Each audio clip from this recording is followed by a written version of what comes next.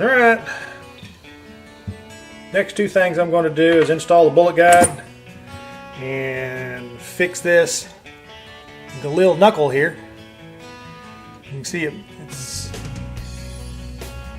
the holes are elongated like that on both sides. And seeing as how this doesn't have a hole at all in it, figured now would be a perfect opportunity to weld these holes up, and then I can drill that and it'll be dead perfect.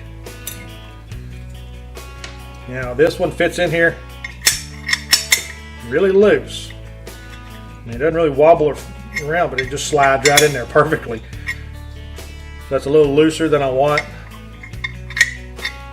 So I will knurl this before I weld in those holes. Got a hand knurler.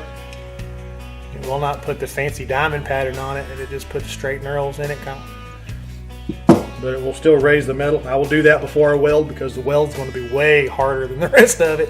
I don't think this thing is super hard. It files kind of easy. But I made a little copper piece here. This is tapered inside just slightly, so I'll have to kind of, just to fill that back portion up, I'll have to tap it down in there, but then be pain in the butt to get it back out. So I drilled and tapped it and put a bolt in it where I can screw it down in there and it'll pop it right back out. But I'll go in here with a drill bit by hand and drill motor. Since if you do it in a drill press, it's just only going to get them two high spots. It won't get over here. So I'll rock it around and give me more material for that weld to hold on to on both sides. Get it cleaned up. I'll knurl it first, like I said.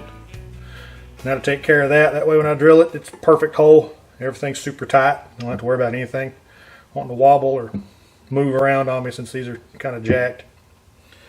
Another thing is the guide. I bought a couple of them. They're not really tuned. You got to come in here and move this little ledge back a little bit. That's the camming ledge. Mine looks a little rough. I didn't have the proper tool for it, so I used a solid carbide 9/16 drill bit. Set my bullet guide up at an angle in a little piece, and I just barely, just a few thousandths at a time, to sit there and let that drill bit go around, just keep hitting it. So it's a little rough, but it does work. Everything cams now. Because this ramp right here is what hits this lug over here and actually cams it over when it's sitting in there. When it goes inside to go in the battery, it hits that and kicks it over. Before I came in here and moved some material, it would just boom, hit and lock, and then you could tell there was a pretty good gap in there, or a amount of material before it was going to go into, for it to rotate. So did that. I bought some surplus ones, like I think I bought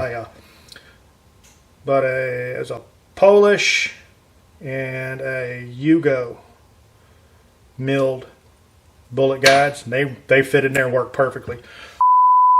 Great, but you just got to come in here, at least on the two that I have. You're going to have to tune these a little bit. Actually, that angle should be just a hair bit more that way, but it'll still kick it over. If not, then eventually I'll just have to tear it back down and replace it. But since this is a mutt, I'm not going to worry about it right now. Now the rivet that they give you, this little rivet right here, little flathead fat rivet, it's just a few thousandths, about 3 thousandths, 4 thousandths too big to go in this hole.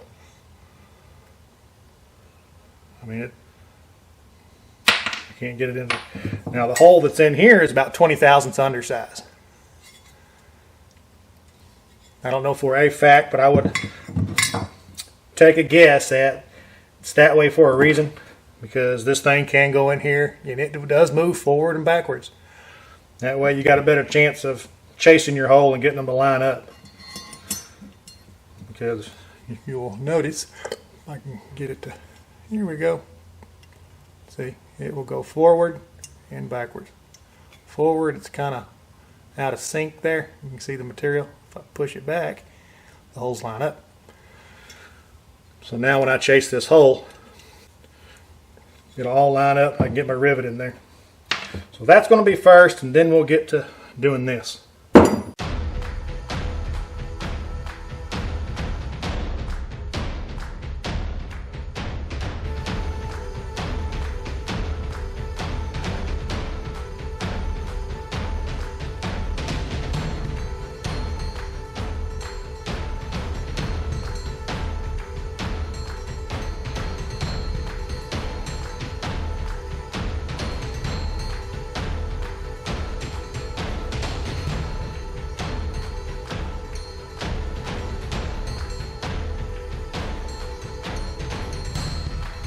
You may notice that this carrier and bolt look a little different from the first video. These are two new surplus parts that I decided to use because it's a matching numbers kit and really only needed to use the gas block and the rear sight block. So these are brand new. Here I'm using a machine piece that fits just inside the radius of the bullet guide. It's flat on top so it doesn't roll side to side on me, but it will smash the head of the bullet guide rivet down into the recessed pocket of the bullet guide. Here I'm going to use the same tool, but the flat now is going to be bumped up against the back wall of that machine pocket that I put in there. And that will allow me to put the shop tail on there. I have another piece inside holding the bullet guide and the rivet head down. That way it doesn't come out or deform on me or push up through there, and I can form the shop tail.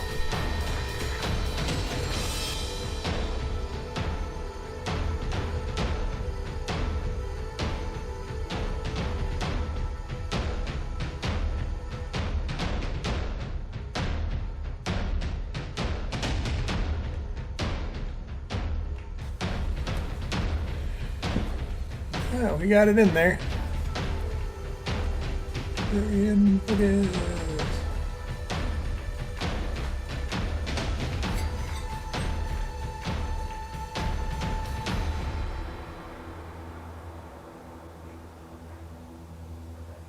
Now, I'm going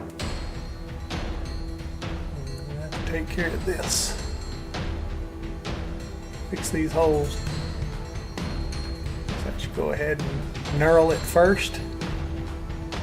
Let's get that out of the way. This hand knurler is a really cheap one. It's okay, I guess. It sort of works for this project right here. That knuckle is extremely hard to hold on to, or difficult to hold on to, because everything's machined in weird angles. It might work good for barrel journals or something. I don't know. I haven't used it for that yet. I've only used it for this, but this was really awkward. But it did raise the metal a little bit. Not really enough, but whatever.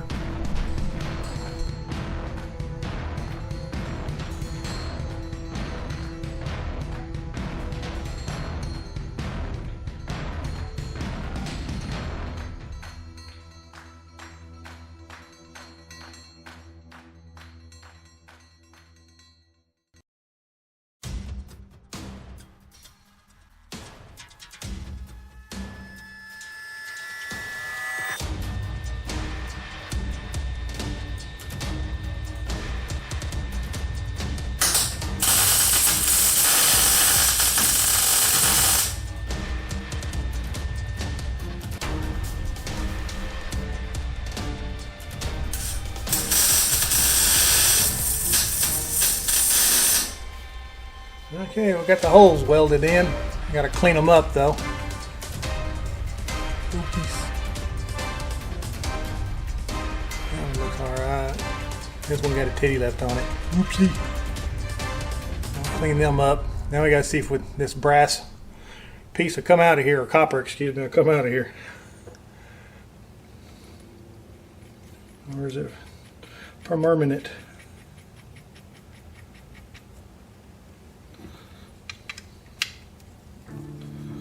Oh yeah, look at there. Outstanding.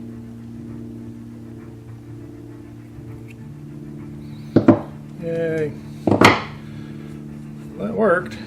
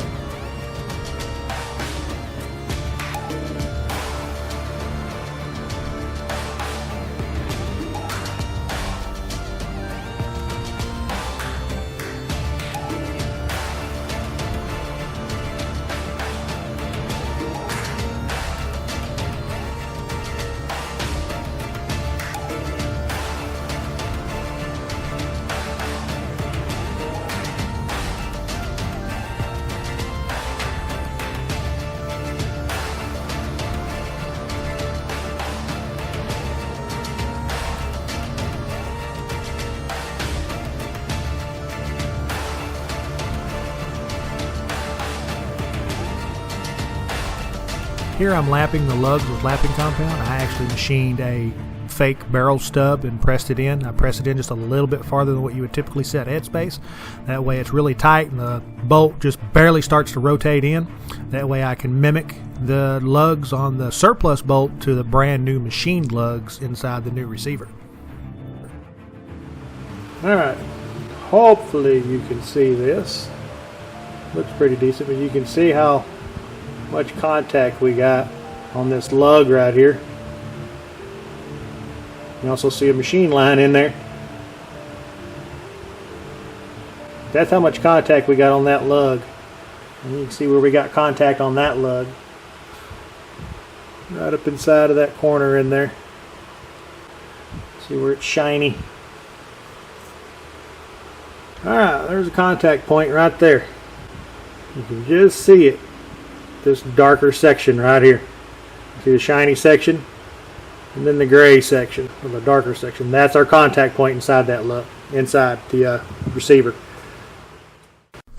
Seeing as the entire receiver is black oxide, lapping the bolt to the lugs inside the receiver will make shiny spots inside, which is why I said look for the shiny spots. Now on the bolt, both lugs have been filed a few thousandths on each side to make sure that they both make contact at the same time before you start lapping it. But since it's already shiny, the lapping compound will make it look more dull. That's why light in the receiver, but darker on the bolt lug. It's going to be very difficult to tell, but it goes from this corner up this way.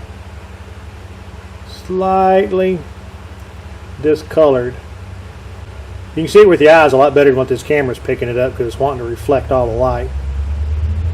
You can just see that line across there where we're touching more, probably just barely, at least half if not more of that lug. Kind of see it. Nice. It's a little bit dull here and a little bit shinier up there. This dull section is what's touching.